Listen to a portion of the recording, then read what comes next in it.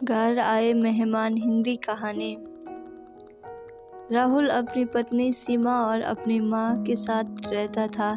गर्मियों की छुट्टी में राहुल की बुआ फूफा अपने लड़के सोनू के साथ उनके घर रहने आए।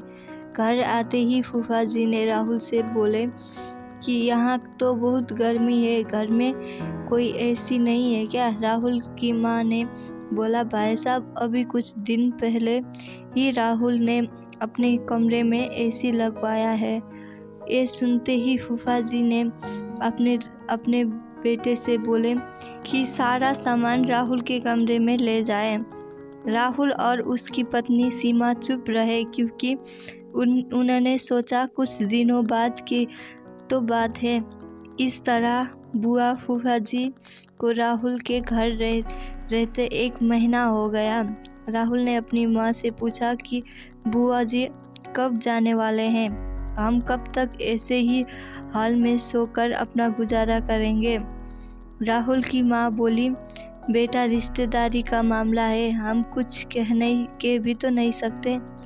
राहुल की पत्नी सीमा बोली, वो सब तो ठीक है, लेकिन उनका छोटा लड़का सोनू सारा दिन घर में उद्यम करता रहता है। कल तो उसने हमारा नया सोफा बुरी तरह से फाड़ डाला। राहुल इस बात पर बहुत गुस्सा हुआ कि नया सोफा फाड़ दिया।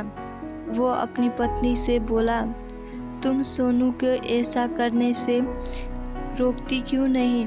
सीमा बोली, जब से बुआ फूफा जी आए हैं कुछ खाने की डिमांड करते हैं, जिससे मेरा और माँ जी का सारा दिन तो रसोई में ही बीत जाता है। राहुल ने कहा कि मैं अभी जाकर फूफा जी से पूछता हूँ कि वो आखिर में कब जाएंगे। राहुल ने बातों बातों में फूफा जी से कहा कि 1 महीना हो गया है, आपके जॉब की छुट्टियाँ तो ख़त्म हो गई होगी। फूफा जी ने बोले, राहुल, मैंने जॉब तो कब की छोड़ दी। अब तो मैं बिजनेस करता हूँ और अब मैं इस शहर में भी कुछ बिजनेस खोलने की सोच रहा हूँ।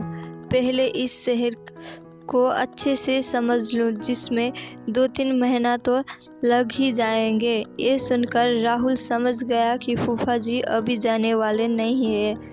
उसने ये बात अपनी पत्नी और माँ को बताई। सीमा बोली, जब घी सीधी उंगली से नहीं निकलता तो उंगली टेढ़ी करनी पड़ती है। इनके साथ भी कुछ ऐसा ही करना होगा।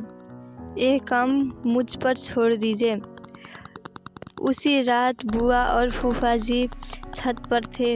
तभी उनका लड़का सोनू चिल्लाता हुआ उनके पास गया और बोला कि मैंने अभी एक चुड़ैल को देखा है। तभी एक चुड़ैल वहां आ गई और बुआ और फूफा जी को बोली कि तुम में से कौन पहले मेरा भोजन बनना चाहेगा। चुड़ैल को देखकर ये बहुत डर गया और उस घर से भाग गए। उनके जाने के बाद सीमा ने अपना चुड़ैल का मुखौटा उतारा। बुआ के परिवार के जाने के बाद सब ने चैन की सांस ली। सीमा की सास ने सीमा से कहा कि तू तो बड़ी अच्छी चुड़ैल बनती है। ये कहकर सब हंसने लगे। मोरल ऑफ द स्टोरी, सीख। इस कहानी से हमें ये सीख मिलती है कि हमें किसी भी रिश्ते का गलत फ़ायदा नहीं उठाना चाहिए। जिस तरह बुआ के परिवार ने अपनी रिश्तेदारी का गलत फ़ायदा उठाया और दूसरों को परेशान किया।